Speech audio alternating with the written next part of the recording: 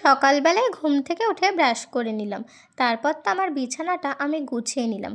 আর এই বিছানা চাদরটা কিন্তু আমার খুব পছন্দের। পাতার পরে কিন্তু দেখতে খুবই ভালো লাগে। এরপর কিন্তু আমি ঝাড় দিয়ে নিয়েছিলাম। আসলে আমি ঘুম থেকে উঠতে দেরি করেছিলাম, তাই আমার রুমটাতে পরে আমিই ঝাড় দিয়ে নিয়েছিলাম। এরপর তো আমি স্নান করে রেডি হচ্ছিলাম চাকলা মন্দিরে যাব বলে। আর দেখো এই ইয়াররিংটা আমি পরেছিলাম, ড্রেসের সঙ্গে ভালোই ম্যাচ করেছিল।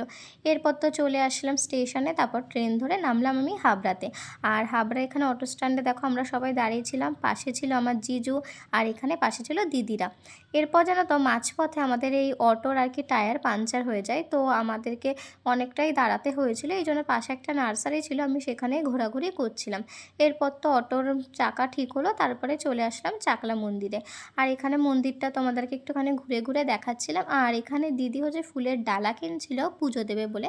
আমি একটু অসুবিধার কারণে সেদিন পুজো দিতে পারিনি।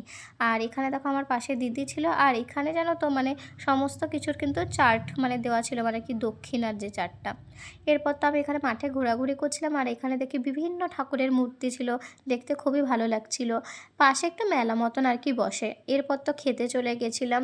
আর দিয়েছিল খিচুড়ি, আর দিয়েছিল কুমড়ো সয়াবিন আলু দিয়ে একটা তরকারি দিয়েছিল, আর দিয়েছিল সাথে পায়েস।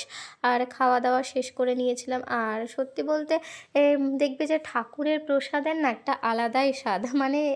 এই স্বাদ অন্য কিছুতে না হয় না। বাড়িতে তুমি যত ভালোই খিচুড়ি করো না কেন, ঠিক বলতে পারো এই স্বাদটা আর কি পাওয়া যায় না।